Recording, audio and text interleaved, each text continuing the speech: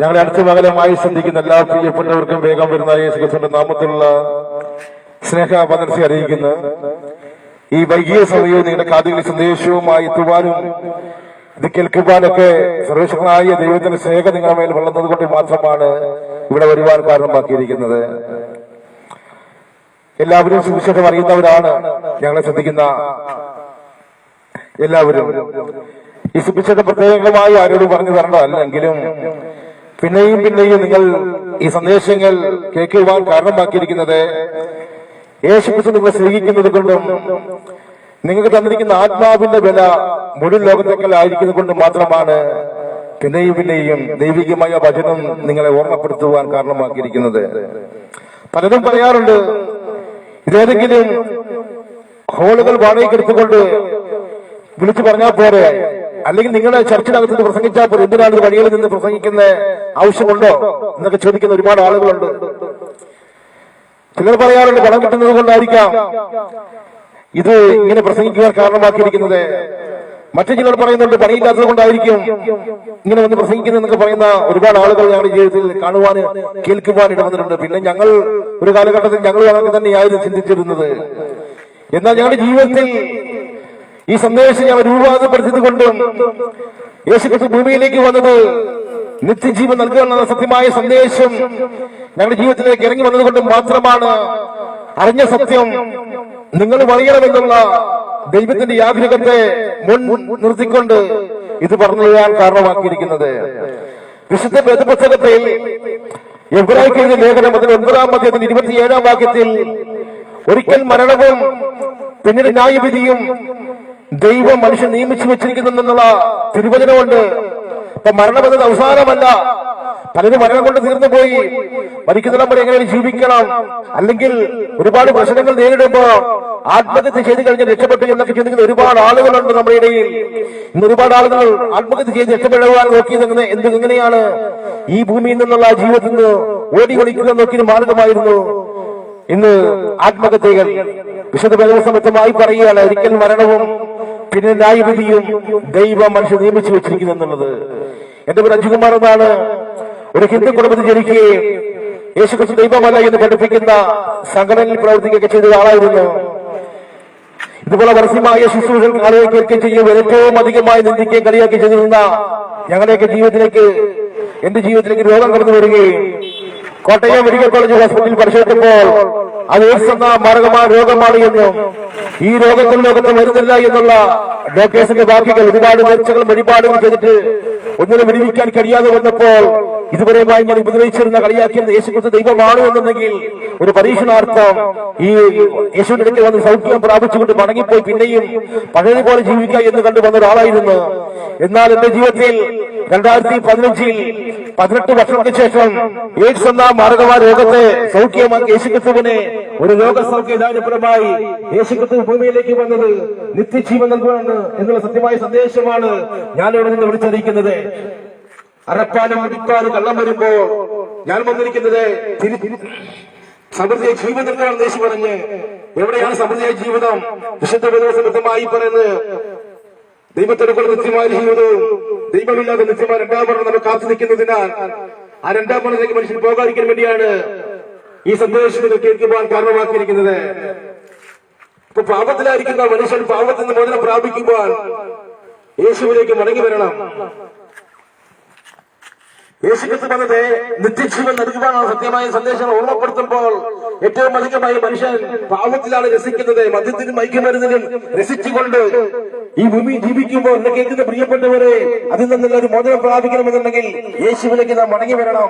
ഞങ്ങളുടെയൊക്കെ ജീവിത ഒരു കാലഘട്ടത്തിൽ മദ്യത്തിനും മയക്കുമരുന്നിനും മറ്റു ലഹരി പദാർത്ഥങ്ങൾ ഉപയോഗിച്ചുകൊണ്ട് ഇവിടെ സന്തോഷവും സമാധാനമാണ് ഏറ്റവും വരുന്ന ഈ ആളുകളായിരുന്നു. ഞങ്ങൾ കുടിക്കുന്ന മദ്യത്തിനകത്ത്, ഞങ്ങൾ ഭരിക്കുന്ന കഞ്ചാവിനകത്ത് കിട്ടുന്ന സന്തോഷ സമാധാനമാണ് ഏറ്റവും നല്ലതെന്ന് കണ്ടുകൊണ്ട് ഞങ്ങൾ പറയുന്നതാണ് ശരിയെന്ന് പറഞ്ഞുകൊണ്ട് ജീവിച്ചിരുന്ന ജീവിതമായിരുന്നു. ഞങ്ങളെ വിടിവിക്കുവാൻ അതിന് കഴിയാതെ വന്നപ്പോൾ ഞങ്ങളെ വിടിവിക്കാൻ കഴിഞ്ഞ സുവിശേഷം ഞങ്ങൾ വഴിവാരങ്ങൾ തെരുവാനും വിളിച്ചറിയിക്കുമ്പോൾ ഞങ്ങൾക്ക് പറയാൻ എന്നേ ഉള്ളൂ, മറ്റൊരുത്തരും രക്ഷയില്ല.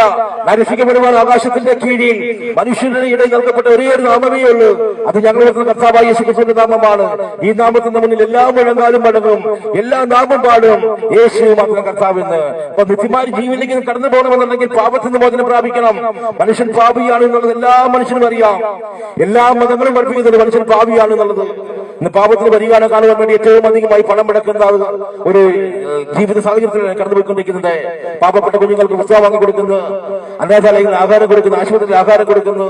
ഇതെന്ന് വേണ്ട എന്ന് കാട്ടിക്കൊടുക്കുന്ന ഓരോ പ്രവൃത്തികളും നിത്യമായി രക്ഷയിലേക്ക് എത്തിക്കാൻ കഴിയുന്ന എന്ന് ചിന്തിച്ചുകൊണ്ട് ഒരുപാട് ആളുകൾ ചെയ്യുന്നുണ്ട്. നല്ല പ്രവൃത്തി നല്ലത് തന്നെയാണ് എന്നുണ്ടെങ്കിലും നിത്യമായ ജീവിതത്തിലേക്ക് നാം പോകണമെന്നുണ്ടെങ്കിൽ പാപത്തിന് മോചനം പ്രാപിക്കണം.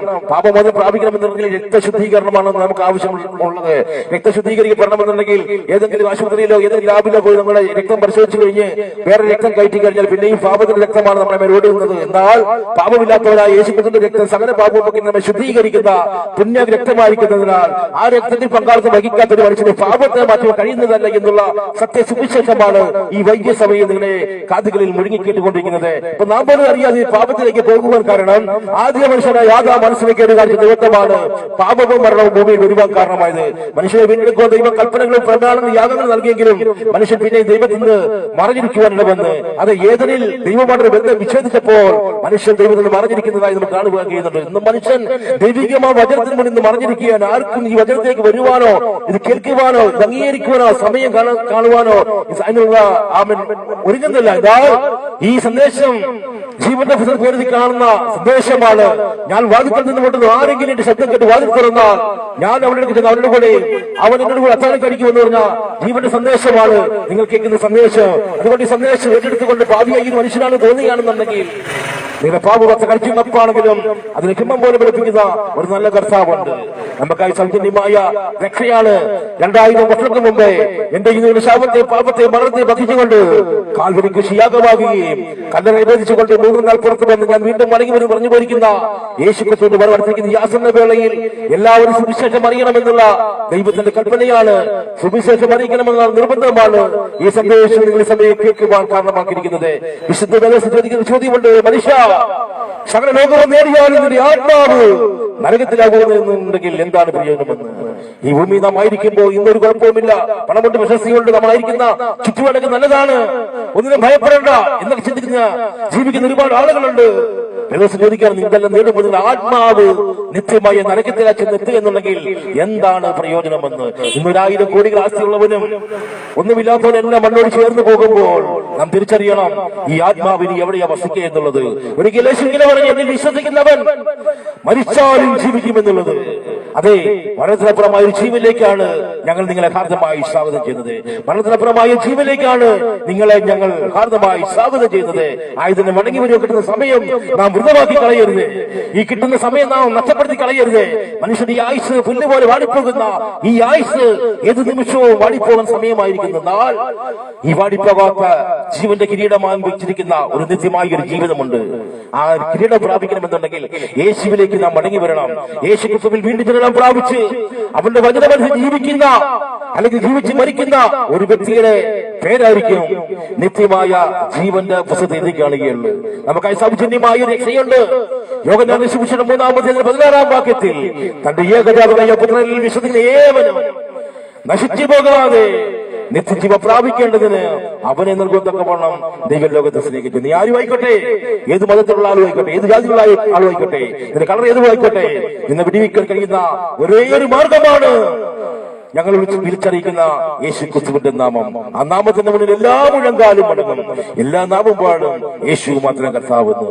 ആയതിനാൽ ഈ സന്ദേശവും നിങ്ങളുടെ ജീവിതത്തെ, നിങ്ങളുടെ തലമുറയെ നിത്യമായ രക്ഷയിലേക്ക് എത്തിക്കുവാൻ സർവശക്തമായ ദൈവത്തിന്റെ സ്നേഹവും കരുണയും ഉണ്ടാകട്ടെ എന്ന് പറഞ്ഞുകൊണ്ട് ഈ ദേശത്തിലായിരിക്കുന്ന എല്ലാവരുടെ നന്ദിയും സ്നേഹത്തിൽ ഞങ്ങൾ അറിയിക്കുന്നു. കർത്താവ് നിങ്ങളെ ധാരാളമായി അനുഗ്രഹിക്കട്ടെ. ഒരുപക്ഷെങ്കിൽ ഈ സമയമായിരിക്കും നിങ്ങളുടെ പേരുകൾ ജീവപുസ്തകത്തിൽ എത്തി കാണുവാൻ കിട്ടുന്ന ഈ സമയമായിരിക്കാം എന്ന് ഞങ്ങൾ ഉറപ്പോടെ വിശ്വസിക്കുന്നു.